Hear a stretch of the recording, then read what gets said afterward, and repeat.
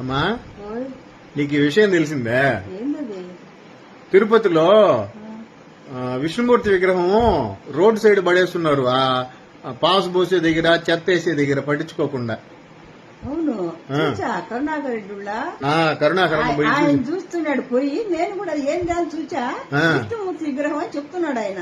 అదంట విష్ణుమూర్తి విగ్రహం కాదంట, శనీశ్వరుడు విగ్రహం అంట. అదేమని చెప్పారు. BR Naidu chairman, TTD chairman. అవునా? మొన్నటిదాకా టీవీ5 చైర్మన్ గా ఉన్నాడు.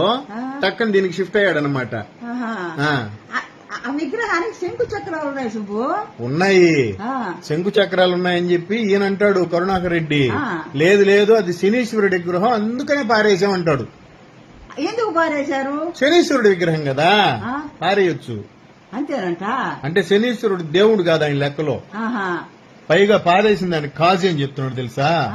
అక్కడ కాకి విగ్రహం చెక్కపోయి సింహం విగ్రహం చెక్కేసాడు శిల్పి, అందుకని పారేసామని చెప్తున్నాడు. మా సింహాన్ని కాకిని సింహంగా మలచలేము, సింహాన్ని కాకిగా మలచొచ్చు, చెయ్యొచ్చు.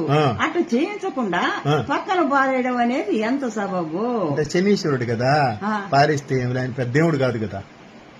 దేవుడు కాదు అట్లా, శనీశ్వరుడా ఏమో ఆయన దృష్టిలో. ఆయనే అందరికంటే పెద్ద దేవుడు అని అడిగితే.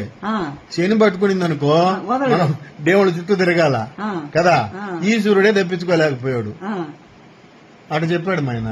అదే ఇప్పుడు గనక సీఎం గా జగన్ ఉంటే రచ్చ చేసి ఉండరా పవన్ కళ్యాణ్, లోకేష్ బాబు, చంద్రబాబు నాయుడు గారా? అసలు పవన్ కళ్యాణ్ అయితే తిరుమలకి వచ్చి మెట్లన్నీ కడుగుండేవాడు. కడగడు. ఏమమ్మా, కనకదుర్గమ్మ మెట్లు కడిగినప్పుడు ఈ మెట్లు కడగడా? ఆటికి ఇటుకి నీకు పోటీ తెలుసా? ఏమే 500 అయితే 1000 ఆయన అయ్యక్కడ గడుగుతాడు ఆయన. ఒరే ఒరే, అవును కదా, మర్చిపోయినా. ఈటి జోలికి రాడైతే రాడు. సరే సుబ్బు, విగ్రహము మలసపోయి పొరపాటైంది, దేవుణ్ణి పక్కన పారేశారు. అవును, అదే వాహనం సరిగా రాలా, పారేశారు. ఇప్పుడు మనిషే అనుకో, నువ్వే అనుకున్నావు, ఏ లేదో కురుపు లేచింది, గోరు చుట్టూ, దానికి ఏం చేస్తాము? మందులు ఇప్పిస్తాం, నిమ్మకాయ పెట్టుకుంటాం, మానేటట్టు చేసుకుంటాం. ఏలు మనిషి పక్కన పారేసుకుంటావా?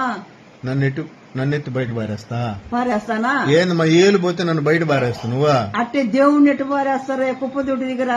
అవును కదా, దాన్ని ఏదో ఒక రకంగా చేయాలి, దానికి ఇవ్వాల్సిన గౌరవం ఇవ్వాలి కదా.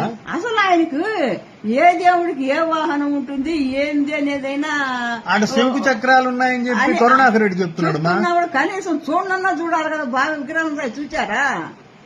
ఏమోలేమో ఆయన దృష్టిలో రాత్రికి రాత్రి శనీశ్వరుడు విష్ణుమూర్తి కాడ శంకు చక్రాలు ఎత్తుకొని వచ్చి రోడ్డు మీద పడుకున్నాడేమో, కనపడ్డాడేమో. అట్ట ఏమన్నా ఉందమ్మా, అడుండేది విష్ణుమూర్తిమా.